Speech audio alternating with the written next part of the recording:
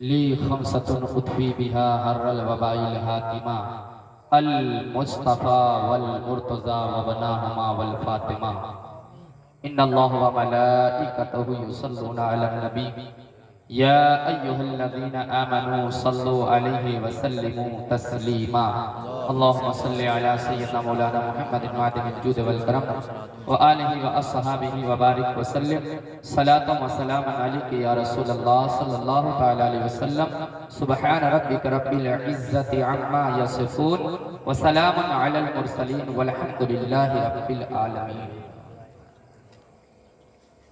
ممبر نور پر بیٹھے ہوئے باوقار علماء ذوی الاحترام، معزز سامعین حضرات، پردے سے سماعت کرنے والی خواتین اسلام، السلام علیکم ورحمۃ اللہ وبرکاتہ۔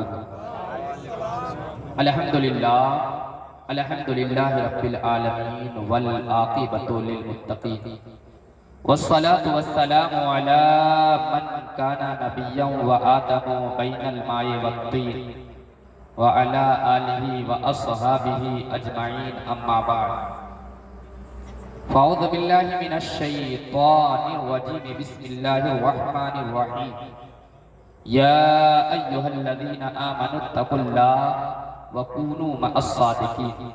آمنت باللہ صدق اللہ مولانا العظیم وصدق رسولہ النبی الامین المتین الکریم وَنَحْنُ عَلَىٰ ذَلِكَ لَمِنَ الشَّاهِدِينَ وَالشَّاكِرِينَ وَالْحَمْدُ لِلَّهِ رَبِّ الْعَالَمِينَ آمین یا رب العالمین الی غیر النہایہ۔ ممبر نور پر آپ دیکھ رہے ہیں کہ جماعت اہل سنت کی عظیم شخصیتیں رونق افروز ہیں۔ حضرت علامہ مولانا محمد اظہر صاحب اور حافظ و قاری عبداللہ صاحب اور ساتھ ہی ساتھ خطیب اہل سنت ناشر مسلک اعلیٰ حضرت خطیب باکمال حضرت علامہ مولانا فخر الدین صاحب اور ساتھ ہی ساتھ خطیب اہل سنت حضرت حافظ و قاری فہیم شمسی صاحب اور ساتھ ہی ساتھ حضرت حافظ و قاری اشتیاق احمد صاحب اور ساتھ ہی ساتھ حضرت حافظ و قاری شبیر احمد صاحب، جن کے آواز پر میں نے لبیک کہا اور آپ کے دیار محبت میں حاضر آیا، اور دیگر علماء کرام ہر ایک کے نام سے میں واقف نہیں ہوں، کس کا انتخاب کروں اور کس کو ترک کروں، جو ذرہ جس جگہ ہے وہی آفتاب ہے۔ عزیزان ملت اسلامیہ، ہم اللہ کے ایک ایسے ولی کی بارگاہ میں خراج عقیدت پیش کرنے کے لیے حاضر ہیں جن کی زندگی قرآن و سنت کے مطابق گزری، جنہیں ہم اور آپ حضرت حافظ و قاری امیر الدین صاحب قبلہ علیہ رحمت و رضوان کے نام سے جانتے اور پہچانتے ہیں۔ یقیناً یہ اللہ کے ولی ایسے ہوتے ہیں جنہوں نے اپنی پوری زندگی کو اللہ کے قانون کے مطابق اور رسول کی شریعت کے مطابق موافق گزارا ہے، تو اللہ نے یہ مقام عطا کیا ہے کہ آج پوری روئے زمین کی مخلوق ان اللہ والوں کا ذکر کرتی ہے۔ میں بشن پورہ کے تمام مسلمانوں کو مبارکباد پیش کر رہا ہوں کہ آپ نماز عشاء کے بعد سے اب تک اس پروگرام میں شرکت کیے ہوئے ہیں۔ اللہ تعالیٰ کی بارگاہ میں دعا ہے اللہ تعالیٰ آپ تمامی حضرات کے علم میں، عمل میں، عمر میں برکتیں عطا فرمائے۔ بہت سے مداحان رسول سے آپ نے نعت مقبول اور اولیاء کرام کی شان میں منقبت سماعت کی، اور ساتھ ہی ساتھ خطیب اہل سنت ناشر مسلک اعلیٰ حضرت علامہ مولانا فخر الدین صاحب کا آپ نے بیان بڑے ہی بہترین انداز میں اور بڑا ہی علمی گفتگو آپ نے سماعت کیا۔ میں بھی آپ تمامی حضرات کے سامنے تھوڑی دیر کے لیے حاضر آیا۔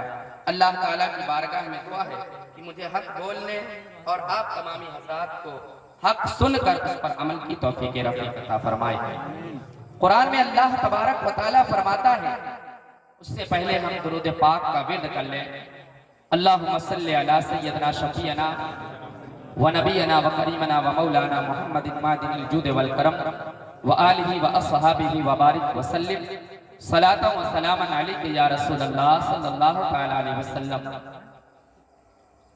اعلیٰ حضرت عظیم البرکت مجدد دین و ملت امام عشق و محبت سرکار غوث اعظم رضی اللہ تعالی عنہ کی شان یوں بیان کرتے ہیں، واہ کیا مرتبہ اے غوث ہے بالا تیرا، واہ کیا مرتبہ اے غوث ہے بالا تیرا، اونچے اونچوں کے سروں سے ہے قدم اعلیٰ تیرا، اور سر بھلا کیا کوئی جانے کی ہے کیسا تیرا، سر بھلا کیا کوئی جانے کی ہے کیسا تیرا، اولیاء ملتے ہیں آنکھیں وہ ہے تلوہ تیرا، اور سارے اقطاب جہاں کرتے ہیں کعبے کا طواف، سارے اقطاب جہاں کرتے ہیں کعبے کا طواف، کعبہ کرتا ہے طواف در والا تیرا، اور تو حسینی حسنی کیوں نہ محی الدی ہو، اے مجمع خضر ہے بحرین ہے دریا تیرا۔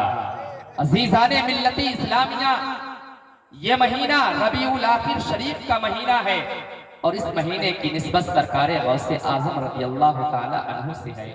پوری روئے زمین کے گوشے گوشے میں سرکار غوث اعظم رضی اللہ تعالی عنہ کے دیوانے جشن غوث اعظم کا ذکر کرتے ہیں، اور اپنے نام کو غلام غوث اعظم میں درج کرواتے ہوئے نظر آتے ہیں۔ آج ہم بھی سرکار غوث اعظم رضی اللہ تعالی عنہ کا ذکر کرنے اور ایک اللہ کے ایسے ولی کا ذکر کرنے کے لیے حاضر ہیں جن کی زندگی سنت رسول کے موافق گزری ہے۔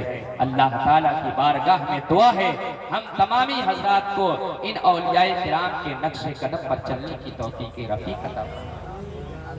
قرآن میں اللہ تعالیٰ فرماتا ہے، یا ایہا الذین آمنوا، یا ایہا الذین آمنوا اتقوا اللہ وکونوا مع الصادقین، اے ایمان والو اللہ سے ڈرو اور سچوں کے ساتھ ہو جاؤ۔ دنیا میں ایمان والے کون ہیں؟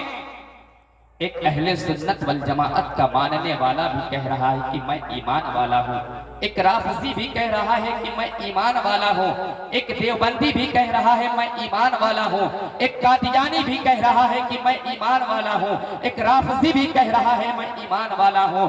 دنیا میں جتنے مذاہب کے لوگ ہیں، جتنے ماننے والے ہیں، اللہ کو جو مانتے ہیں وہ کہتے ہیں ہم ایمان والے ہیں، لیکن کیا حقیقت میں وہ ایمان والے ہیں؟ جو آج عالم تصوف میں اللہ سے پوچھا جائے، اے پروردگار عالم، دنیا میں تو بہت سے لوگ ہیں اپنے آپ کو کہتے ہیں کہ میں ایمان والا ہوں، دیوبندی بھی کہتا ہے میں ایمان والا ہوں، رافضی بھی کہتا ہے میں ایمان والا ہوں، قادیانی بھی کہتا ہے میں ایمان والا ہوں، اہل سنت والجماعت کا بھی ماننے والا کہتا ہے میں ایمان والا ہوں۔ تو اللہ تبارک و تعالیٰ فرماتا ہے آگے آیت کریمہ میں، اللہ تعالیٰ فرماتا ہے اتقوا اللہ، اللہ سے ڈرو۔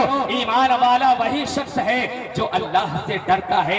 دیوبندی بھی کہنے لگا میں بھی اللہ سے ڈرتا ہوں، وہابی بھی کہنے لگا میں بھی اللہ سے ڈرتا ہوں، قادیانی بھی کہہ رہا ہے میں بھی اللہ سے ڈرتا ہوں، اہل حدیث بھی کہہ رہا ہے میں بھی اللہ سے ڈرتا ہوں۔ تمام لوگ کہتے ہیں اللہ سے ہم ڈرنے والے ہیں، حقیقت میں اللہ سے ڈرنے والا کون ہے؟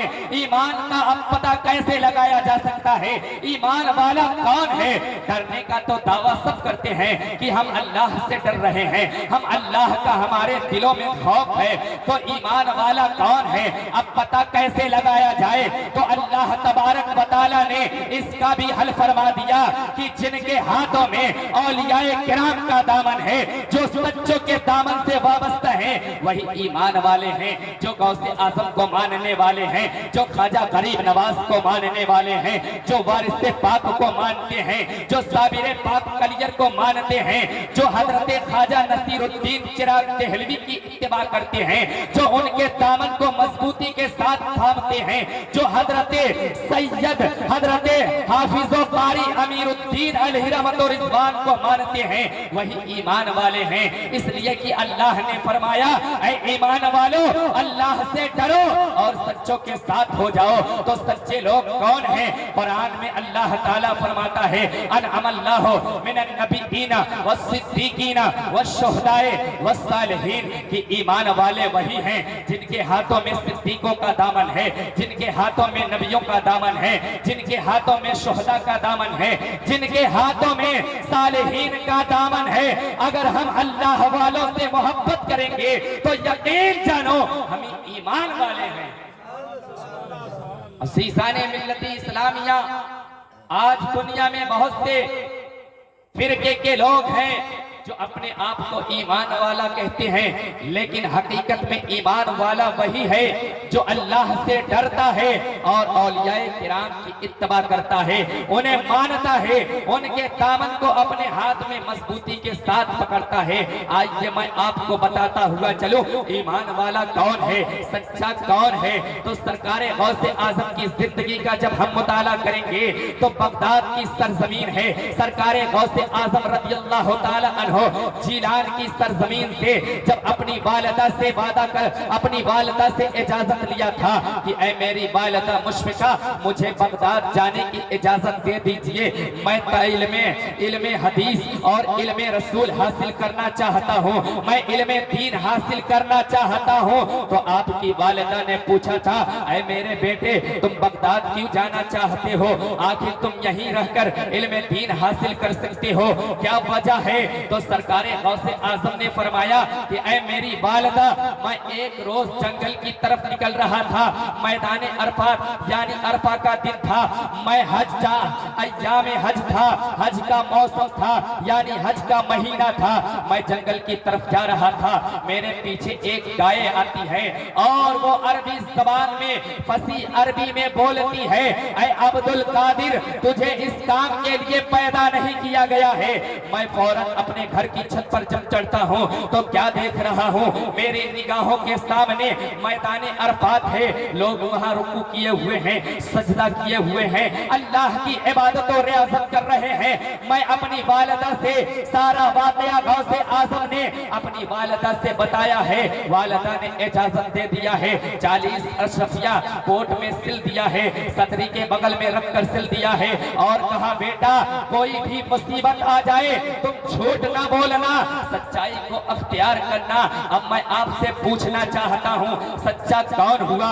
سچا یہ اللہ والے ہوتے ہیں، سچائی ان کے اندر ہوتی ہے جو اللہ اور اس کے رسول سے ڈرتے ہیں، جن کے دل میں اللہ اور اس کے رسول کی محبت ہوتی ہے۔ سرکار غوث اعظم نے وعدہ کیا ہے، بغداد کا سفر شروع کیا ہے، ہمدان سے جب آپ کا قافلہ جنگلوں سے گزرتا ہوا چلا جا رہا ہے تو ڈاکوؤں کا ایک جھنڈ آتا ہے، ڈاکوؤں کا ایک گروہ آتا ہے اور تمام قافلے والوں کو لوٹ لیتا ہے۔ جب تمام قافلے والوں کو لوٹ لیتا ہے تو ایک ڈاکو سرکار غوث اعظم کے پاس آتا ہے، کہتا ہے اے میاں صاحب زادے تمہارے پاس بھی کچھ ہے؟ تو سرکار غوث اعظم نے کہا تھا میرے پاس 40 اشرفیہ ہے۔ تلاشی لیتا ہے، تلاش کرتا ہے لیکن ملتا نہیں ہے، چلا جاتا ہے۔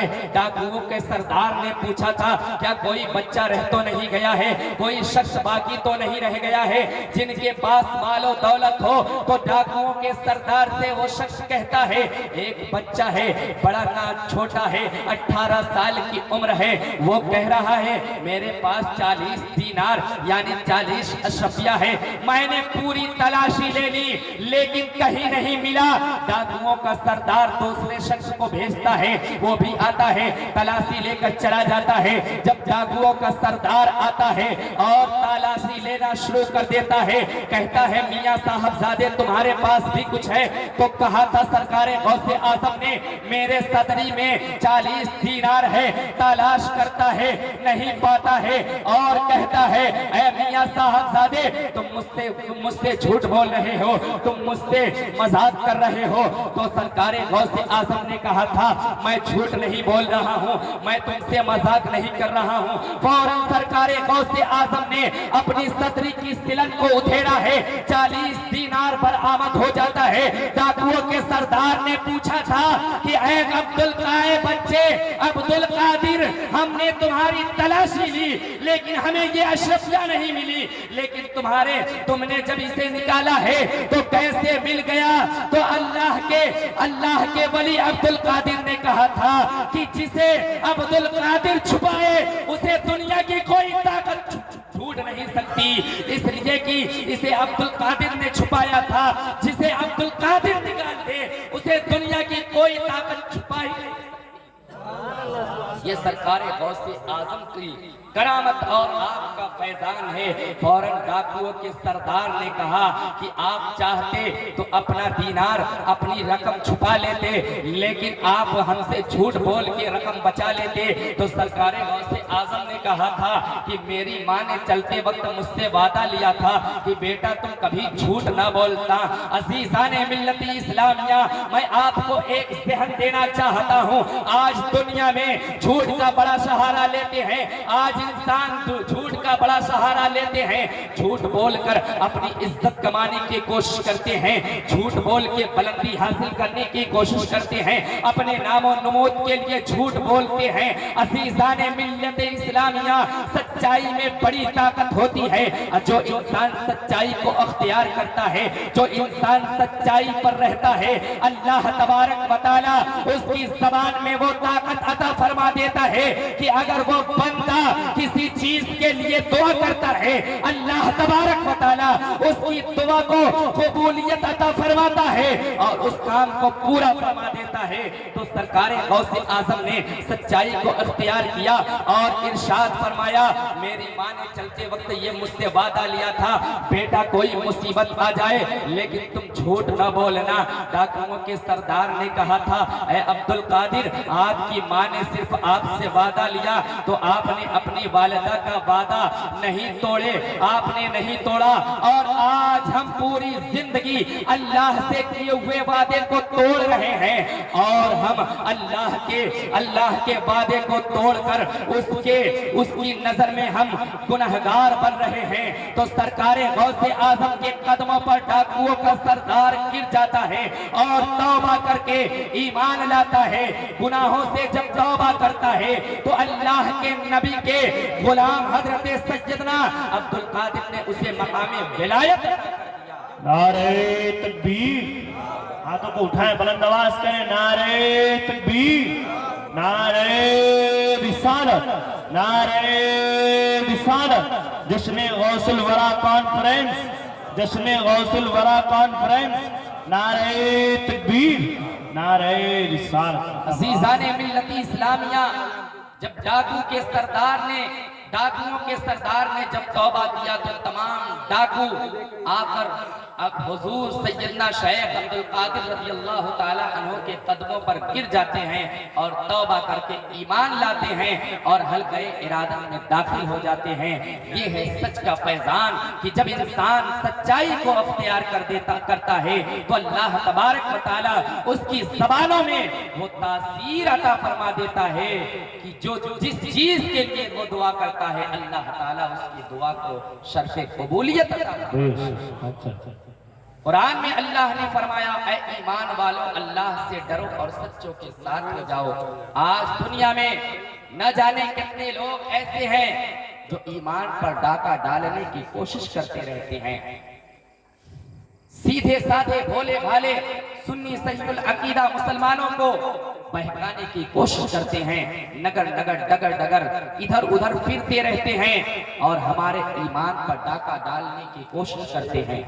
وہ شیطان کے طریقے کو اختیار کرتے ہیں، اس لیے کہ شیطان کا بھی یہی کام ہے۔ قرآن میں اللہ نے فرمایا ان الشیطان للانسان عدو مبین، کہ بے شک شیطان انسانوں کا کھلا دشمن ہے۔ اس دشمن سے بچنے کے لیے حکم ہوتا ہے تم اللہ والوں کا دامن تھام لو، تم علماء کرام کے دامن سے وابستہ ہو جاؤ، اولیاء کرام کے دامن کو تھام لو، ان کی صحبت و رفاقت حاصل کر لو۔ جب ہم ان کی صحبت و رفاقت حاصل کر لیں گے تو یقین جانو ہمارے ایمان کی بھی حفاظت ہو جائے گی اور تقوی کی بھی۔ بے شک ہر انسان کے پاس شیطان نزع کے وقت پہنچتا ہے، چاہے وہ اپنے وقت کا ولی کامل ہو یا اپنے وقت کا عام انسان ہو، ہر انسان کے پاس پہنچتا ہے۔ سرکار غوث اعظم خود فرماتے ہیں کہ جب میں کرخ کے جنگلوں میں اللہ کی عبادت و ریاضت کر رہا تھا تو مجھے طرح طرح کی آزمائشوں میں گھیرا گیا، مجھے طرح طرح کی آزمائشوں سے گزرنا پڑا، مجھے طرح طرح کی آزمائشوں میں مبتلا کیا گیا، لیکن میں اللہ کی ایسے ثابت قدمی کے ساتھ عبادت کرتا رہا کہ میرے پاؤں میں کبھی لغزش نہیں آتی تھی۔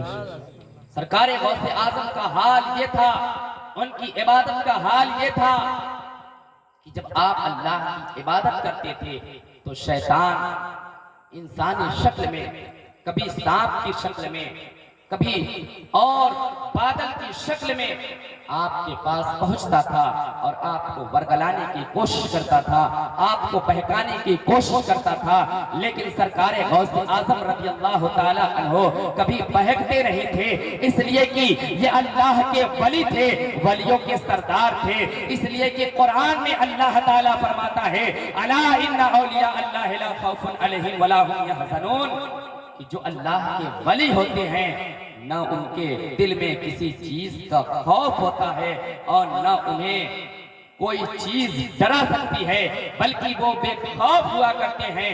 سرکار غوث اعظم خود فرماتے ہیں کہ ایک روز میں بغداد کی جامع مسجد میں اللہ کی عبادت کر رہا تھا، آپ کی عبادت کا حال کیا تھا آپ ملاحظہ فرمائیے۔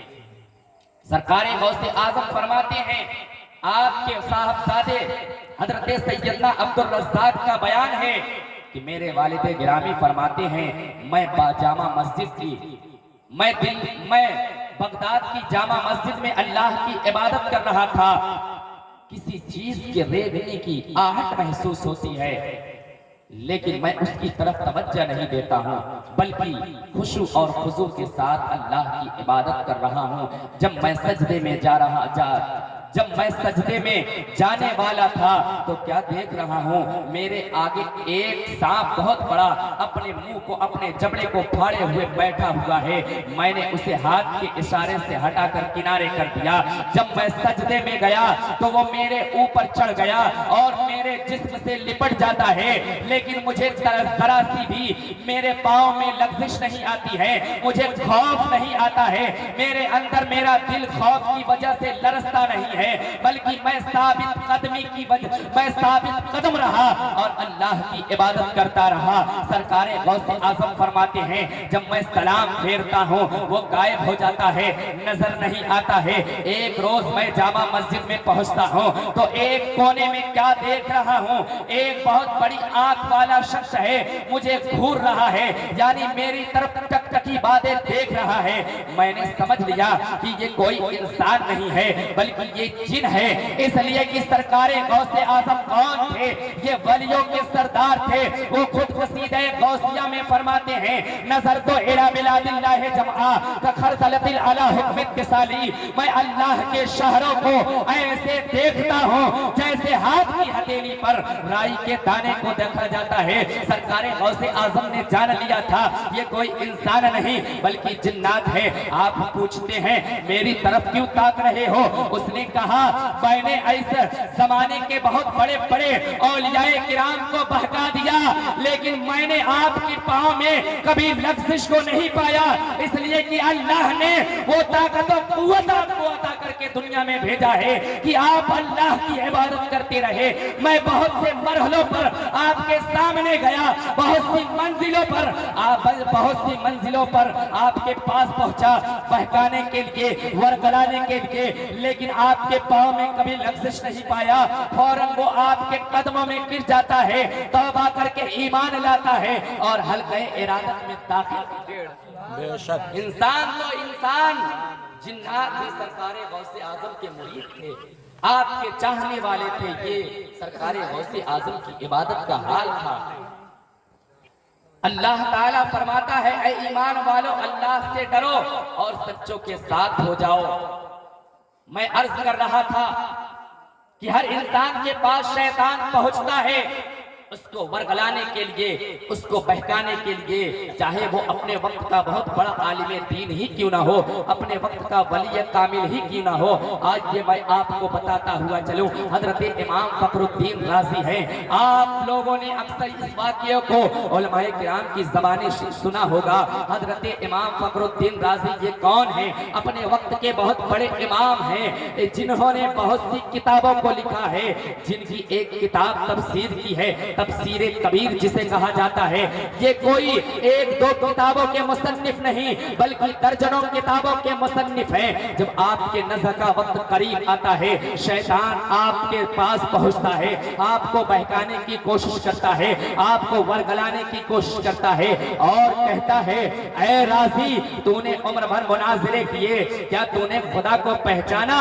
تو آپ نے کہا بے شک خدا ایک ہے۔ اس پر اس نے دلیل مانگی۔ برادران ملت اسلامیہ، یہ شیطان کون تھا؟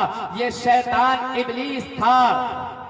آپ نے دلیل پیش کی، اس نے اس دلیل کو رد کر دیا، دوسری دلیل پیش کی، دوسری دلیل کو بھی رد کر دیا، آپ نے تیسری دلیل پیش کی، تیسری دلیل کو بھی رد کر دیا، حتیٰ کہ آپ نے 360 دلیلیں پیش کی، وہ تمام دلیلوں کو رد کرتا ہوا جا رہا ہے، کیونکہ ابلیس معمولی شخص نہیں تھا بلکہ یہ فرشتوں کا استاد تھا۔ اللہ تبارک و تعالیٰ نے جب اسے جنت میں رکھا تھا اور وہ فرشتوں کو پڑھا تھا، فرشتے اسے جھولا جھلایا کرتے تھے۔ یہ ابلیس ایسا شخص تھا، ایسا وہ جناتوں میں سے ایک جنات تھا۔ جب اس نے حضرت آدم علیہ السلام کا سجدہ کرنے سے انکار کیا تو اللہ تبارک و تعالیٰ نے اسے مردود بارگاہ کر دیا۔ تو وہ اللہ کی بارگاہ میں کہتا ہے اے پروردگار عالم تو مجھے اپنی بارگاہ سے نکال تو رہا ہے، میرے گلے میں مردودیت کا توق تو ڈال رہا ہے، لیکن میں تیرے بندوں کو بہکاؤں گا۔ پروردگار عالم نے کہا کہ میرا وہ بندہ جن کے ہاتھوں میں اولیاء کرام کا دامن ہوگا، جن کا دل نور ایمان سے منور ہوگا، جو مجھ سے اور میرے محبوب سے محبت کرتے ہوں گے، اگر تم ان کو بہکاؤ گے تو وہ بہک نہیں سکتے بلکہ ان کے ایمان کی کسی نہ کسی طریقے سے حفاظت ہو جائے گی۔ امام فخر الدین رازی تو وہی تھے جو اللہ اور اس کے رسول سے محبت کرتے تھے، جن کے ہاتھ میں اولیاء کرام کا دامن تھا، جن کی زندگی سنت رسول اور قانون خدا کے موافق گزرتی تھی۔ حضرت امام فخر الدین رازی کے اب علم میں کوئی دلیلیں نہیں ہیں، دلیلوں کا انبار ختم ہو چکا ہے، شیطان ورگلا رہا ہے، دلیل پر دلیل مانگتا جا رہا ہے، دلیلیں ختم ہو چکی ہے۔ اب آپ پریشانی کے عالم میں مایوس نظر آ رہے ہیں، سوچ رہے ہیں آخری وقت ہے، اگر اس وقت ایمان سے پھر جاؤں گا تو پھر کبھی نہیں لوٹوں گا، اس لیے کہ وہ ایسا وقت ہوتا ہے، نزع کا وقت ایسا وقت ہوتا ہے کہ فرشتے نظر آنے لگتے ہیں۔ اس لیے کہ قرآن میں اللہ نے فرمایا لا ریب بالغیب، اگر ہم ایمان لائیں تو بن دیکھی ہوئی چیز پر ایمان لاتے ہیں، ہم رسول پر ایمان لاتے ہیں تو رسول کو دیکھ کر نہیں، ہم اللہ پر ایمان لاتے ہیں تو اللہ کو دیکھ کر نہیں، ہم فرشتوں پر ایمان لاتے ہیں تو فرشتوں کو دیکھ کر نہیں۔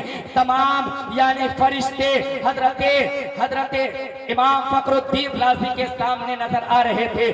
آپ بڑے پریشانی کے عالم میں مایوس نظر آ رہے ہیں، اگر اس وقت ایمان سے پھر جاؤں گا تو پھر کبھی نہیں لوٹوں گا۔ آپ کے پیر کامل تھے حضرت نجم الدین کبریٰ علیہ رحمت و رضوان، کہیں دور دراز مقام پر وضو فرما رہے تھے، کیا دیکھ رہے ہیں؟ آپ نے اپنی کشف سے دیکھا ہے کہ میرا مرید گمراہ ہو جائے گا، آخری وقت ہے، اگر اس وقت ایمان سے پھر جائے گا تو پھر کبھی نہیں لوٹے گا۔ جلال میں آ جاتے ہیں، لوٹا پٹکتے ہیں اور کہتے ہیں اے رازی تم دلیلوں کے چکر میں کیوں پھنس رہے ہو؟ کیوں نہیں کہتے تھے کہ میں خدا کو بغیر دلیل ایک مانتا ہوں؟ جو ہی امام فخر الدین رازی نے کہا اے ابلیس شیطان میں خدا کو بغیر دلیل کے ایک مانتا ہوں، فوراً وہ وہاں سے بھاگ جاتا ہے۔ پیر کامل کے صدقے میں ایمان کی حفاظت ہو جاتی ہے۔ نعرہ تکبیر، नारे रिसालत उलमाए अहले सुन्नत जश्न गौसुल वरा कॉन्फ्रेंस नारे तकबीर नारे रिसालत। अज़ीज़ाने मिल्लती इस्लामिया, तो हमें इन औलियाए किराम के दामन से वाबस्ता रहना चाहिए, इसलिए कि बहुत से ऐसे लोग घूमते रहते हैं जो हमारे ईमान पर डाका डालने की कोशिश करते हैं। जब हमारा रिश्ता इन अल्लाह के वलियों से मजबूत हो जाएगा तो यकीन जानो हमें कोई बहका नहीं सकता। ये अल्लाह के वली ऐसे होते हैं कि अगर कोई गुनहगार शख्स होगा और उस पर जहन्नम वाजिब हो चुकी होगी तो ये अल्लाह के वली भरोसे कयामत उस गुनहगार को जन्नत दिलाएंगे। मैं आपको बताता हुआ चलूं कि जब इंसान अल्लाह के वलियों की बारगाह में पहुंचकर तौबा इस्तिग़फ़ार करता है तो अल्लाह ताला उनके सदक़े में हम गुनहगारों के तौबा को कबूल फरमाता है। कुछ लोग कहते हैं कि गुनहगार इंसान कैसे जन्नत में जाएगा, तो जिसके पास ईमान होगा और वो अपने गुनाहों से सच्चे दिल से तौबा कर लेगा, तूबू इलल्लाह तौबतन नसूहा पर अमल पैरा हो जाएगा, तो यकीन जानो अल्लाह तबारक व तआला उसे नेक यानी उसके गुनाहों को मिटाकर उसे नेक इंसान बना देगा, उसे अपना मुकर्रब बंदा बना लेगा। कुरान में अल्लाह ने फरमाया या अय्युहल्लज़ीना आमनू तूबू इलल्लाहि तौबतन नसूहा, कि ऐ ईमान वालो अल्लाह की तरफ ऐसी तौबा करो जो आगे को नसीहत बन जाए। ऐसी तौबा मुफस्सिरीन किराम फरमाते हैं जिस तरह दूध थन से निकलने के बाद थन में वापस नहीं जाता, उसी तरह अगर हम अपने गुनाहों से तौबा करने के बाद उस गुनाह की तरफ नहीं पलटेंगे, उस गुनाह की तरफ नहीं बढ़ेंगे तो अल्लाह के रसूल फरमाते हैं वो शख्स ऐसा हो जाता है जैसे अभी मां के पेट से उसने जन्म लिया। एक शख्स था, मुस्लिम शरीफ में ये वाकया मौजूद है, जिसने 99 शख्स का कत्ल किया।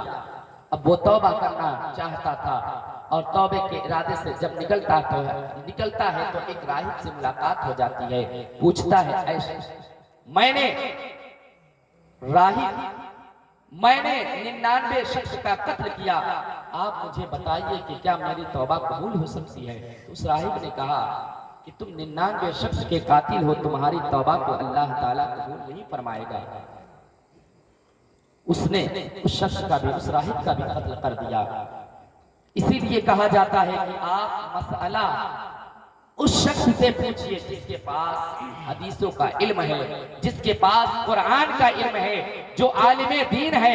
अगर हम इन जैसे उलमा से अपने मसले को हल पूछेंगे तो हमारा मसला भी हल हो जाएगा और हमारे नामे आमाल में अल्लाह ताला सवाब भी दर्ज फरमा देगा। लेकिन अगर हम ऐसे शख्स के पास पूछेंगे जिसके पास इल्म नहीं है, जो जानकार नहीं है, तो वो गलत सलत मसला बताकर आपको भी गुमराह कर देगा, खुद तो गुमराह होगा और आपको भी गुमराह कर देगा। तो उस शख्स ने, उस कातिल ने उस राहिब का भी कत्ल कर दिया। अब पूरे कितने हो गए? 100 हो गए। अब तौबा के इरादे से निकलता है, एक आलिम से मुलाकात होती है, पूछता है मैं 100 इंसानों का कातिल हूँ, तौबा करना चाहता हूँ, क्या मेरी तौबा अल्लाह ताला कबूल करेगा?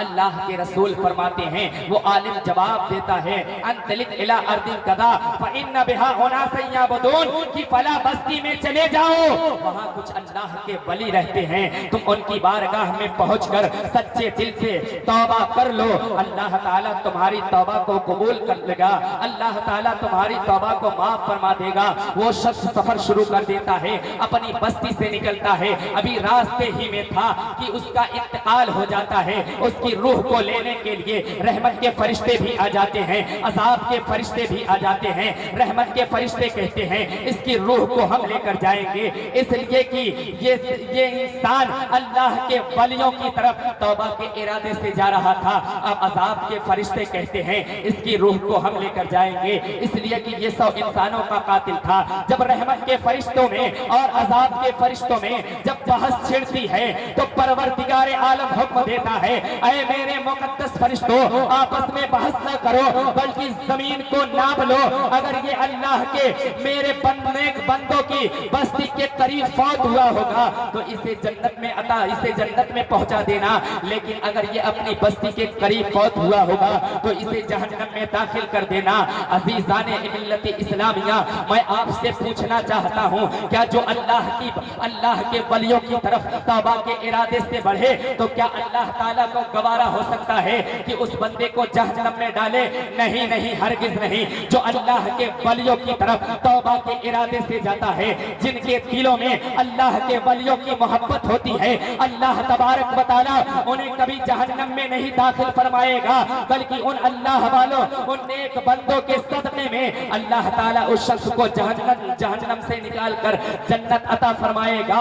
زمین کو حکم ہوتا ہے، جب فرشتے زمین کو ناپتے ہیں، زمین کو حکم ہوتا ہے اے زمین سمٹ جا، زمین سمٹ جاتی ہے، اور جب فرشتے ناپتے ہیں تو ایک بالشت یہ اللہ کے نیک بندوں کی بستی میں داخل ہو چکا تھا، اور حکم ہوتا ہے اے میرے فرشتوں اسے جنت میں داخل کر دو، اس لیے کہ یہ میرے نیک بندوں کے بستی کے قریب اس کا انتقال ہوا ہے۔ یہ اللہ والوں کی صحبت کا نتیجہ ہوتا ہے، یہ ان کی صحبت کا فیضان ہوتا ہے، یہ ان کی صحبت کی علامت ہے کہ جو اللہ والوں کی صحبت کو اختیار کرتا ہے اللہ تبارک و تعالیٰ اس کی زندگیوں میں انقلاب برپا کر دیتا ہے، اور اگر اس پر جہنم واجب ہو چکی ہوتی ہے تو اللہ تعالیٰ ان کے صدقے میں جنت عطا فرماتا ہے۔ تو ہمیں اللہ کے ولیوں سے محبت کرنی چاہیے، غوث اعظم کے طریقے کو اپنانا چاہیے۔ آج ہم کہتے ہیں کہ ہم غلام غوث اعظم ہیں، غوث کا دامن نہیں چھوڑیں گے، خواجہ کا دامن نہیں چھوڑیں گے، کیا ہم نے کبھی پکڑا ہے؟ دامن نہ چھوڑنے کا مطلب یہ ہے کہ ہم ان کے طور طریقے کو اپنائیں، ان کی سنتوں کو اپنائیں، ان کے عبادتوں سے ہم اپنی عبادتوں کو کامل بنائیں۔ سرکار غوث اعظم کا حال کیا تھا؟ آپ کی والدہ فرماتی ہیں کہ میرا جب بچہ پیدا ہوا رمضان المبارک، یکم رمضان المبارک سن 470 یا 71 ہجری میں آپ کی جان میں پیدا ہوتے ہیں، اور اسی وقت سے روزہ رکھنا شروع کر دیتے ہیں۔ ایک دوسرے سال رمضان کے چاند میں لوگوں کو شبہ ہوا تو آپ کی والدہ کے پاس پہنچتے ہیں اور کہتے ہیں کیا عبد القادر نے آج دودھ پیا ہے؟ تو آپ نے فرمایا کہ عبد القادر نے آج دودھ نہیں پیا، میں سمجھتی ہوں کہ آج رمضان کی پہلی تاریخ ہے۔ پھر گواہوں کے ذریعے، شہادتوں کے ذریعے پتہ چل جاتا ہے واقعی رمضان المبارک کی پہلی تاریخ تھی۔ غوث اعظم کے بچپنے کا زمانہ ہے، گہوارے میں لیٹے ہوئے ہیں، لیکن انسانیت ان کی عبادتوں کو دیکھ کر عبادت کر رہی ہے، ان سے طریقے عبادت حاصل کر رہی ہے۔ غوث اعظم کا حال یہ ہے کہ ماں کے شکم سے ولی پیدا ہو رہے ہیں، ولی بن کر پیدا ہو رہے ہیں، اور قرآن کے حافظ بن کر بھی پیدا ہو رہے ہیں۔ حال یہ غوث اعظم کا ہے کہ جب آپ کو مدرسے میں لے کر جایا جاتا ہے تو استاد صاحب نے کہا اعوذ باللہ من الشیطان الرجیم، آپ نے پڑھ لیا، بسم اللہ پڑھایا تو آپ نے پڑھ لیا۔ جب الف با تا سا پڑھانا شروع کر دیتے ہیں تو آپ خاموش رہتے ہیں اور کہتے ہیں میں 17 پارے کا حافظ ہوں، اس لیے کہ میں 18واں پارے سے پڑھنا چاہتا ہوں۔ جب استاد نے پوچھا تھا آپ کے بچپنے کا زمانہ ہے، ابھی حفظ کرنے کی آپ کی صلاحیت نہیں ہے، آپ 17 پارے کے حافظ کیسے ہو گئے؟ تو سرکار غوث اعظم نے فرمایا میری ماں جو تھی وہ 17 پارے کی حافظہ تھی، جب وہ قرآن جب کوئی کام کرتی تھی اور میں ان کے شکم میں تھا تو وہ قرآن کو پڑھتی تھی، اور میں اسی قرآن کی تلاوت کو سن کر میں نے اپنی ماں کے شکم میں یاد کر لیا اور میں 17 پارے کا حافظ بن کر دنیا میں آیا۔ عزیزان ملت اسلامیہ، اس سے پتا چلتا ہے کہ بچے کی پہلی درسگاہ ماں کی گود ہوا کرتی ہے۔ میں اپنے تمام ماں اور بہنوں سے کہنا چاہتا ہوں آپ اپنے بچوں کی ایسی تربیت کیجئے، آپ اپنے بچوں کی ایسی پرورش کیجئے کہ وہ جب دنیا میں آئے تو نیکیوں کی طرف وہ مائل ہو جائیں، نماز کی پابند پابندی کرے. اگر آپ خود عمل کریں گے، آپ خود عمل کریں گی، تو آپ کا بچہ بھی جب پیدا ہوگا تو وہ بھی سنت رسول کا پابند بن کر پیدا ہوگا. ضرورت اس بات کی ہے کہ ہمارے ماں بہنوں کے اندر بھی کچھ نیکیاں آئیں، ان کی زندگی حضرت خاتون جنت فاطمہ الزہرا رضی اللہ تعالی عنہا کی زندگی کی طرح گزرے. ان کی زندگی حضرت سرکار غوث اعظم رضی اللہ تعالی عنہ کی والدہ حضرت ام الخیر فاطمہ کی طرح گزرے. میں واقعات کی طرف نہیں جانا چاہتا ہوں. آپ لوگ جانتے ہیں کہ وہ سیب والا واقعہ آپ کے والد کا کتنا مشہور ہے کہ آپ کی والدہ کے اوصاف کو جب حضرت عبداللہ سمعی نے شمار کرایا کہ پیر کی لگڑی ہے، ہاتھ کی لونچی ہے، زبان کی گونگی ہے، کان کی بہری ہے، آنکھ کی اندھی ہے. سرکار غوث اعظم رضی اللہ تعالی عنہ کا تقوی دیکھیے. جب ایک سیب کھا لیتے ہیں جو دریا میں بہتا ہوا جا رہا تھا تو حضرت عبداللہ سمعی کے باغ کی 12 سال تک باغبانی کرنے کے بعد آپ کو یہ سزا ملتی ہے. یہ سزا نہیں تھی بلکہ ولایت کی اور منصب عطا کر رہے تھے حضرت عبداللہ سمعی، اس لیے کہ وہ اپنے وقت کے بہت بڑے ولی کامل تھے اور مستجاب الدعوات تھے. جب کوئی انسان ان کی بارگاہ میں دعا کرانے کے لیے پہنچتا تھا تو آپ جب دعا کرتے تھے تو اللہ تبارک و تعالی ان کی دعاؤں سے وہ کام پورا کر دیتا تھا. آپ جب باغ میں پہنچتے ہیں سرکار غوث اعظم کے والد گرامی حضرت سیدنا ابو صالح موسیٰ جنگی دوست، تو آپ نے ان کی ماتھے پر دیکھا. آپ نے جان لیا کہ یہ کوئی معمولی آنے والا کوئی معمولی شخص نہیں ہے بلکہ اپنے وقت کا ولی کامل ہے. اسی کے شکم سے ایک بچہ پیدا ہوگا جو جیلان میں پیدا ہوگا، جس کا نام عبد القادر ہوگا، جو بغداد کی منبر پر بیٹھ کر یہ فرمائے گا قدمی ہاتھی علی رغبت کل ولی اللہ، کہ میرا یہ قدم تمام ولیوں کی گردن پر ہے اور تمام ولی اپنی گردن کو جھکا دیں گے. سرکار غوث اعظم کے والدین کا یہ تقوی تھا، ان کے تقوی کا یہ عالم تھا کہ ان کے شکم سے سرکار غوث اعظم پیدا ہو رہے ہیں. آپ کی والدہ کے جو اوصاف گنائے گئے تھے، آپ کے جب نکاح ہوتا ہے حضرت سید ابو موسیٰ صالح جنگی دوست جب کم حجرے عروسی میں پہنچتے ہیں، کیا دیکھتے ہیں؟ ایک حسین و جمیل خاتون بیٹھی ہوئی ہے، پیر بھی سلامت ہے، ہاتھ بھی صحیح ہے، آنکھ میں روشنی ہے، نور ہے، آنکھ دیکھنے کے قابل ہے اور کان سننے کے قابل ہے اور زبان بولنے کے قابل ہے. آپ الٹے پاؤں نکلتے ہیں حضرت عبداللہ سمعی کی بارگاہ میں پہنچتے ہیں اور کہتے ہیں سسر جان، جو آپ نے اپنی لڑکی کے اوصاف بیان کیے تھے، وہ لڑکی جو کمرے میں بیٹھی ہے وہ ان تمام اوصاف سے تو پاک ہے، ان تمام عیبوں سے وہ بے نیاز ہے. تو حضرت عبداللہ سمعی نے کہا تھا میری بیٹی نے کبھی شریعت کے خلاف قدم نہیں اٹھایا ہے، میری بیٹی نے اپنے ہاتھ کو شریعت کے خلاف نہیں بڑھایا ہے، اپنے قدم کو شریعت کے خلاف نہیں بڑھایا ہے، کبھی فحش بات اس نے نہیں سنی ہے اسی لیے وہ کان کی بہری ہے، کبھی غیر محرم پر اس نے نگاہ نہیں کی ہے اسی لیے وہ آنکھ کی اندھی ہے، اپنی زبان سے کبھی اس نے شریعت کے خلاف نہیں بولا ہے اس لیے وہ گنگی ہے. جب اس اتنا پاکیزہ کردار سرکار غوث اعظم کے والدین کا ہے تو جس ماں کے اور جس باپ کے تقوی اور طہارت کا یہ عالم ہوگا تو ان کے سکم سے کون بچہ پیدا ہوگا؟ یہ اپنے وقت کا عبد القادر بن کر پیدا ہوگا. اگر آج کی بھی ماں اور بہنیں اور والدین ایسے ہو جائیں تو یقین جانے سرکار غوث اعظم اور امام حسین تو پیدا نہیں ہو سکتے لیکن غلام سرکار غوث اعظم اور غلام حسین ضرور پیدا ہو سکتا ہے. تو ضرورت اس بات کی ہے ہم اپنے اندر اصلاح پیدا کریں، ان بزرگان دین کے طریقے کو عمل کریں، ان کی عبادتوں سے ہم طریقہ عبادت حاصل کریں، طریقہ عبادت ہم سیکھیں. اس لیے کہ سرکار غوث اعظم کا حال یہ تھا کہ آپ کئی روز تک فاقہ کرتے تھے لیکن اللہ کی عبادت میں کبھی کمی نہیں آتی تھی. آپ سال بھر تک درختوں کے پتے کھا کر اپنی زندگی کو گزارتے تھے، اور ایک سال تو ایسا ہوا کہ آپ صرف اپنی زندگی کو پانی کے ذریعے بسر کر رہے ہیں، لیکن اللہ کی عبادت میں کمی نہیں آ رہی ہے۔ اور کبھی ایسے مرحلے سے گزرے ہیں کہ آپ کئی سال تک نہ کچھ کھا رہے ہیں نہ پی رہے ہیں، بلکہ فاقہ کر رہے ہیں۔ آپ خود بیان فرماتے ہیں، جب میں فاقے کی وجہ سے نڈھال ہو جاتا تھا، جب مجھے تکلیف ہوتی تھی تو میں پیٹ کے بل زمین پر لیٹ جاتا تھا اور اس آیت کریمہ کی تلاوت کرتا تھا، فَإِنَّ مَعَ الْعُسْرِ يُسْرًا إِنَّ مَعَ الْعُسْرِ يُسْرًا۔ بے شک ہر تنگی کے بعد آسانی ہے، ہر تکلیف کے بعد خوشحالی ہے۔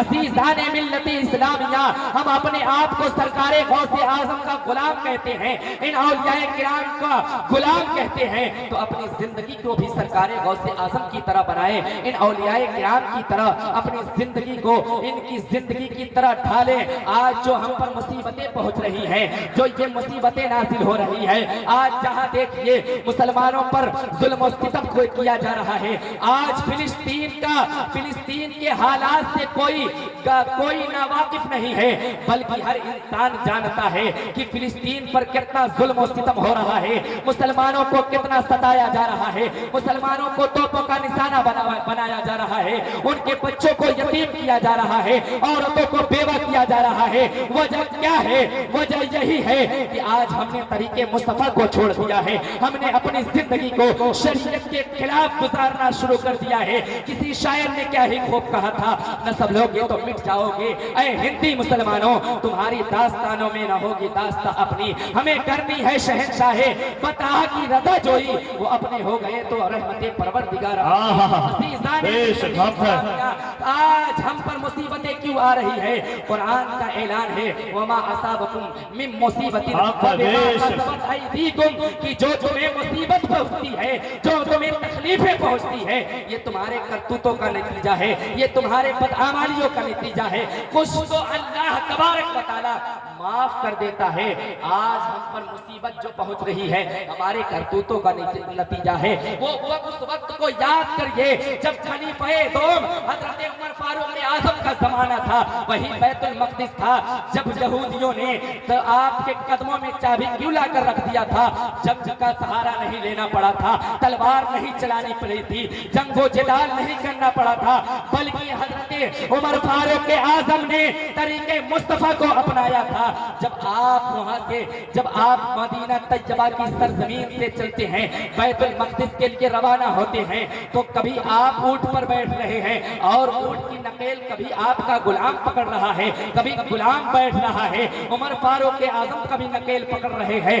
جب بیت المقدس کے قریب پہنچتے ہیں، غلام اونٹ پر سوار ہے، آقا نقل پکڑے ہوئے ہیں۔ یہودی پادری نے کہا تھا، یہ اونٹ پر جو بیٹھ کر یا آ رہا ہے یہ خلیفہ وقت نہیں ہے، میں نے اپنی کتابوں میں پڑھا تھا کہ جس کے ہاتھ میں اونٹ کی نقل ہوگی وہی عمر فاروق اعظم ہوں گے اور بیت المقدس کو وہی فتح کریں گے۔ آپ کے قدموں میں چابی ڈال دیتا ہے اور آپ کے قدموں میں چابی لا کر رکھ دیتا ہے بیت المقدس کی، اس طرح بیت المقدس فتح ہو جاتا ہے۔ یہ ہمارے اسلاف کے لوگوں کا طریقہ تھا۔ آج ہم اپنے لوگوں پر، اپنے پڑوسیوں پر ظلم و ستم کر رہے ہیں، اپنے والدین پر ظلم و ستم کر رہے ہیں، ان کے حکم کی نافرمانی کر رہے ہیں، تو اللہ تبارک و تعالی ہمارے ذریعے کہاں سے کامیابی عطا کرے گا؟ عزیزان ملت اسلامیہ، اگر کامیابی چاہتے ہو تو طریق مصطفیٰ کو اپنا لو، والدین کی خدمت کرو، پڑوسیوں کے حقوق کو ادا کرو، بڑوں کا ادب کرو، چھوٹوں پر شفقت کرو، تو یقین جانو کہ کامیابی ہمارے قدم چومتے ہوئے نظر آئے گی۔ اور جب دوسری مرتبہ بیت المقدس فتح ہوا تو وہ حضرت ایوب صلاح الدین ایوبی نے فتح کیا تھا، آپ نے بھی طریقہ مصطفیٰ کو اپنایا تھا۔ آج ہمارا حال کیا ہے؟ آج ہمارا پڑوسی ہم سے خوش نہیں ہے، آج ہمارے والدین ہم سے خوش نہیں ہیں، ہم ہر ایک کی نظروں میں تو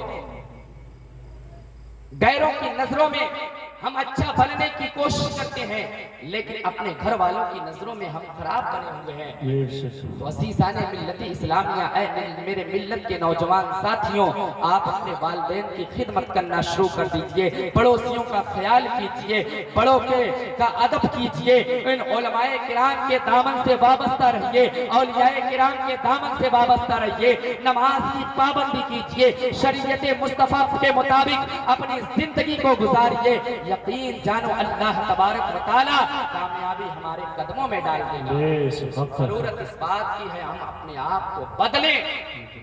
جب ہم اپنے آپ کو بدلیں گے تب ہمیں کامیابی ملے گی۔ جب ہم اپنی زندگیوں کو فحش اور غیر شرعی کاموں میں گزاریں گے تو ہمیں کامیابی کیوں ملے گی؟ بے شک اعلیٰ حضرت نے فرمایا تھا، دن لہم میں کھونا تجھے، شب صبح تک سونا تجھے، شرم نبی خوف خدا یہ بھی نہیں وہ بھی نہیں۔ ضرورت اس بات کی ہے کہ ہم اپنے آپ میں تبدیلیاں پیدا کریں، غوث اعظم کی زندگی کو اپنائیں، اولیاء کرام کی زندگیوں پر عمل کریں، صحابہ کے طریقے کو اپنائیں۔ آج صحابہ کی زندگی کا اگر ہم مطالعہ کریں گے تو وہی صحابہ تھے جب نعرہ تکبیر بلند کرتے تھے تو پہاڑ میں زلزلہ پیدا ہو جاتا تھا۔ آج ہم دعا کر رہے ہیں تو دعا ہماری کیوں نہیں قبول ہو رہی ہے؟ وہی صحابہ تھے جب جنگوں میں اترتے تھے تو فتح و نصرت کے جھنڈے گاڑتے ہوئے نظر آتے تھے، جب کسی دریا میں اپنے گھوڑوں کو ڈال دیتے تھے تو دریا راستہ دیتا ہوا نظر آتا تھا۔ کسی شاعر نے کیا حضرت علامہ اقبال کہتے ہیں، دشت تو دشت ہے دریا بھی نہ چھوڑے ہم نے، بحر ظلمات میں دوڑا دیے گھوڑے ہم نے۔ بے شک کسی شاعر نے کیا ہی خوب کہا، نسب لوگے تو مٹ جاؤ گے اے ہندی مسلمانوں، تمہاری داستانوں میں نہ ہوگی داستان اپنی، طریق مصطفیٰ کو چھوڑنا ہے وجہ بربادی، اسی سے قوم دنیا میں ہوئی بے اقتدار اپنی۔ ہمیں کرنی ہے شہنشاہ بتا کی رضا جوئی، وہ اپنے ہو گئے تو رحمت پروردگار اپنی۔ عزیزان ملت اسلامیہ، ہم اپنی زندگی کو قرآن اور سنت کے مطابق گزاریں، اپنے گھروں میں قرآن کی تلاوت کریں، نماز کی پابندی کریں، اپنے والدین کو خوش رکھیں، پڑوسیوں کا خیال کریں، بھائی بہنوں کے حقوق کو ادا کریں، اپنے اساتذہ کرام کے حقوق کو ادا کریں، ان کی خدمت کریں اور ان علماء کرام کے دامن سے وابستہ رہیں۔ یقین جانو کامیابی ہمارے قدم چومتے ہوئے نظر آئے گی۔ بس انہی گفتگو کے ساتھ میں انہی چند جملوں کے ساتھ میں اپنی گفتگو ختم کر رہا ہوں۔ کسی شاعر نے کیا ہی خوب کہا، خوب کی سحر چمن، خوب کی سحر چنی شاد رہے، خوب کی سحر چمن پھول چنی شاد رہے، باغ با جاتا ہوں گلشن تیرا آباد رہے۔ میرے بولنے یا کہنے میں اگر کسی طرح کی غلطیاں اور خامیاں رہ گئی ہوں تو پروردگار عالم اسے معاف فرمائے اور ہمیں اولیاء کرام کے دامن سے وابستگی عطا فرمائے۔ یا ایھا الذین آمنوا اتقوا اللہ وکونوا مع الصادقین کا ہمیں مصداق بنا دے۔ اسلام زندہ باد۔